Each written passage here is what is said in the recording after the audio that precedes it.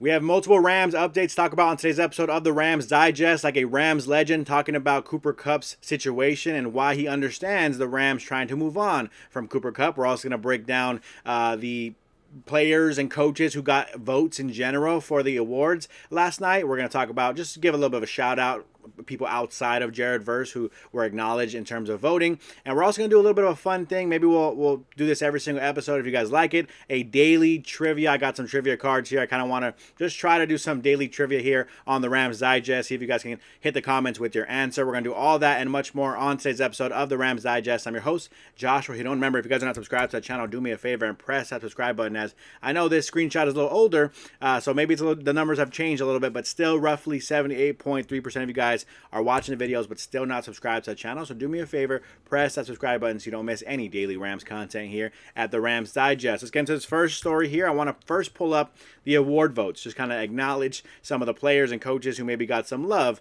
in terms of voting in general. Maybe not got awards that night, as we know only Jared Verse won, but just kind of give acknowledgement to some of the other people in the organization who got some votes. So, we pull this up here, this story up from the Rams Wire. Which Rams received votes for awards at NFL Honors? You see there a picture of Braden Fisk hinting to someone else who did receive some award votes in general on the night. And so we'll pull it up here, starting with the coaching staff.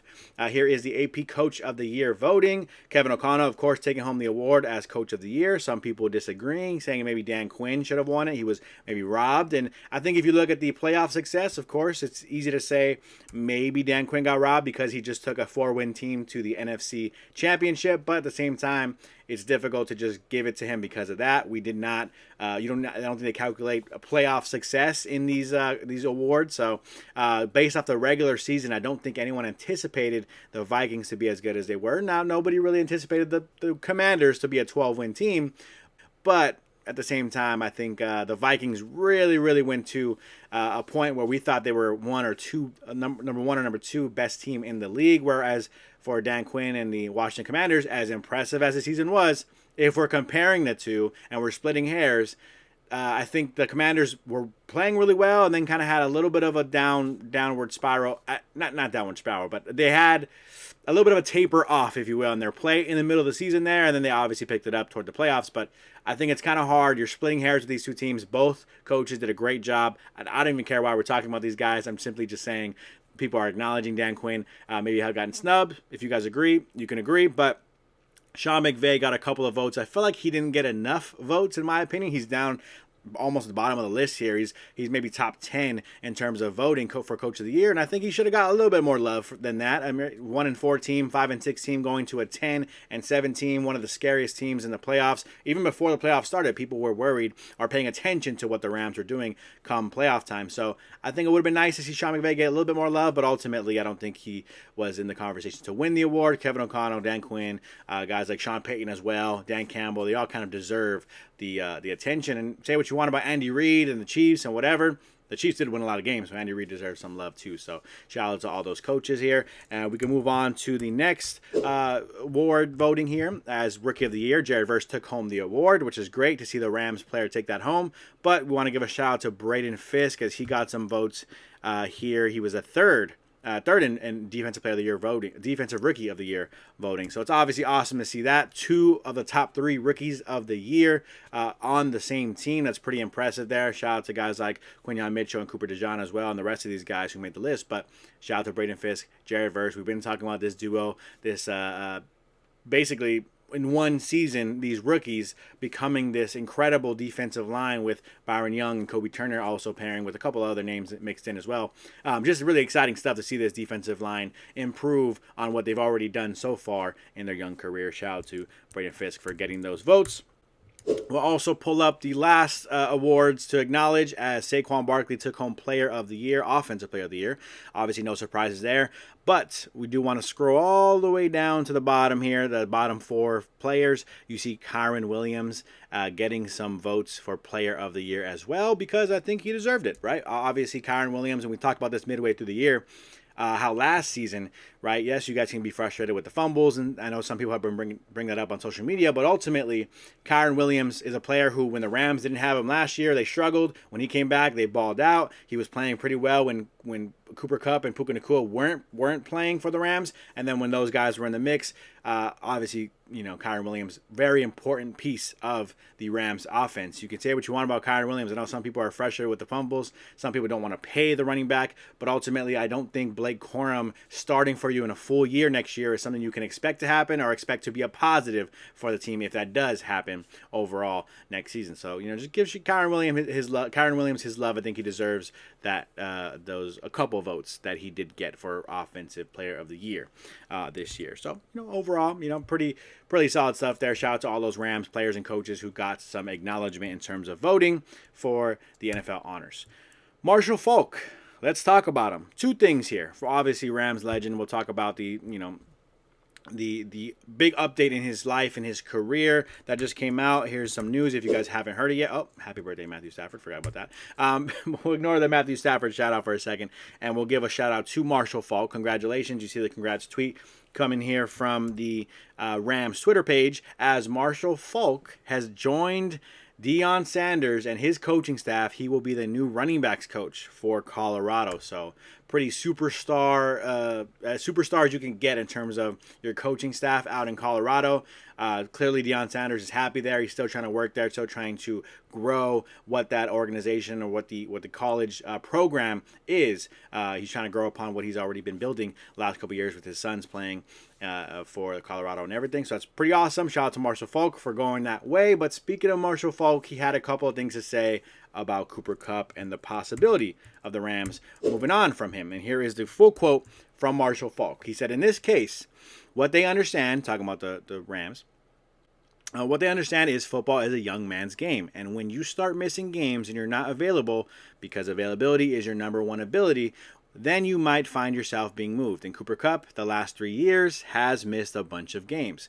They have a young running back in Kyren Williams that they're going to continue to ride, and they're okay with moving people. And I think you got to say what you want about Marshall Faulk and what he had to say, but ultimately I think it is true, right, what he's talking about here. I know a lot of Rams fans have some certain feelings about moving on from Cooper Kupp. When I brought it up a couple weeks ago, many people were like, no, you're crazy. Keep Cooper Kupp, keep Matthew Stafford, keep everybody happy and together. But that is a dream scenario. And I said, if I was in the room, I'm saying Cooper Kupp, do we really want to trade a guy who's such a legend for this organization? Yes, I get it. You're ready to move on from a guy who's only giving you 700 yards the last couple years, not playing full seasons the last couple years, who's been getting banged up pretty much year after year, kind of tapered off in terms of reliability. It felt like even his connection with Matthew Stafford seemed to have taper off toward the end of this past season. And so ultimately, all those signs are pointing to the Rams really wanting to move on from a guy like Cooper Kupp. But you do want to kind of, I think, you'd want to pay respects to your legends. You want to make sure your legends feel respected, are treated, fairly throughout their entire career. And I think you are treating Cooper Kupp fairly. If you're trading him away, you're not necessarily saying that or treating him unfairly. You're simply saying, acknowledging that you're ready to move on from him, especially at the price tag that he's at right now, right? But I can't really speak on the NFL legend or the legend of Cooper Kupp when you're talking to a guy like Marshall Faulk, right? I can't speak. My voice isn't louder than what Marshall Faulk has to say. And Marshall Faulk is sitting there saying, as a Rams legend himself, saying, move on from him. I mean, you have to, right? It's time. It's time. You want to lean on the run game. You want to pay Puka Nacua. He did mention that as well in his quote that I kind of obviously paraphrase, but you want to pay Puka Nacua moving forward, and so you kind of want to focus on that, and Puka Nacua maybe being the face of your offense, along with Kyren Williams, and hopefully if it's Matthew Stafford at quarterback, then that's where your offense is going in the future. But if it's time to move on from Cooper Kupp, because it is a young man's game, and you want the guy to be available, if you're going to be paying him, especially all the money the Rams are paying him, then you got to move on, and if he's not available, then just move on from him, and that's where Marshall Faulk stands, and that's kind of where I think a lot of Rams fans stand in general. I think Rams fans can understand why the Rams are moving on from Cooper Kupp. It's not a happy, positive thing that we're all excited about, but it is something that's a reality in terms of the career path, right? I know Kelly Stafford, right? We talked about her quote on her podcast, and maybe some people are upset about her even talking about the Rams or the situation, but she was saying she was a little bit shocked and confused because this team, as they were constructed, we're pretty close, 1 or 2 plays away from potentially being for sure in the NFC Championship, and then possibly winning and going to the Super Bowl already this year, and then maybe playing the Chiefs and having a good chance versus the Chiefs, right? So ultimately, I get where that perspective lies, but I think I'm understanding the other's perspective of, I don't think when the Rams were 1-4 that Les Snead and everybody in the building thought the Rams would turn it around and make the playoffs and really compete in the playoffs as well the way that they did. So because of that, it did complicate the situation, but I think Les Snead and everybody in the building has to stick to their original plan of we're getting ready to rebuild this team. Yes, they looked pretty good this year, and we didn't really go all in necessarily, but they were healthy, they looked good, they tried to compete for a championship, but financially with Cooper Kupp's contract, Matthew Stafford's contract, maybe things are getting a little bit complicated. And Stafford, I think, again, is more likely to stay than Cooper Kupp is, obviously, at this point in time.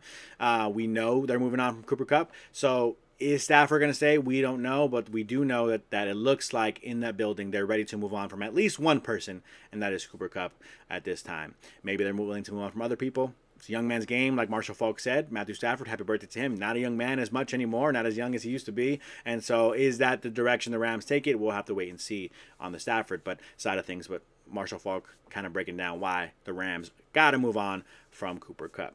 Last but not least, I do want you guys to respond here. So make sure you guys are still watching this video. Let's do this daily Rams Digest trivia. Now, it's not just Rams trivia. I literally have a game that I bought. This is like literally a trivia game, a card game that I bought. I think it's pretty cool. Kind of like Jeopardy overall in general. So some of these questions, if you guys break them down, they have the 100, the 200, 300 kind of ratings and obviously the whatever. If you play this board game, you can get a certain amount of points. But for you guys, I do want to ask this trivia question, and I want you guys to hit the comments with your answers. Let's see if you guys know what you guys are talking about in terms of the football side of things. So let's play this Rams trivia. After making the 4 Pro Bowls. That's crazy, but I don't think that's how the question is phrased. After making 4 Pro Bowls, linebacker C.J. Mosley, I don't know why I said it like that. Mosley left what team to sign with the Jets in 2019? I'll be honest. When I first saw this trivia question, the reason why I decided to put it in is I like C.J. Mosley as a linebacker. I like what he does in the field. I know he's getting older toward the end of his career with the Jets. I didn't know he played for another team outside of the Jets. I just slipped my mind. I forgot that he played for another team. I thought he was always with the Jets. So after making 4 Pro Bowls, linebacker C.J. Mosley left what team to sign with the Jets in 2019? Hit the comments down below. Try not to cheat. Try not to Google it. Don't look it up. I have the answer here, and I'll give it to you guys, I guess, next episode, if you guys want. Or you can Google it after you make the comment. Maybe, well, you guys let me know in the comments what you guys think I should do. Should I do like a timer kind of trivia thing, or should I just give you guys multiple choice options? Whatever it is, let me know what you guys think. But hit the comments with your guess now, and then we'll try it for now and see how many people hit the comments. You guys let me know your suggestions down below. Other than that, that's going to do it for me on today's episode of the Rams Digest. Hope you guys enjoyed. If you guys aren't subscribed yet, make sure you guys hit that subscribe button before you move on. That's going to do it for me on today's episode. I'm your host, Joshua Giron, and I'm out.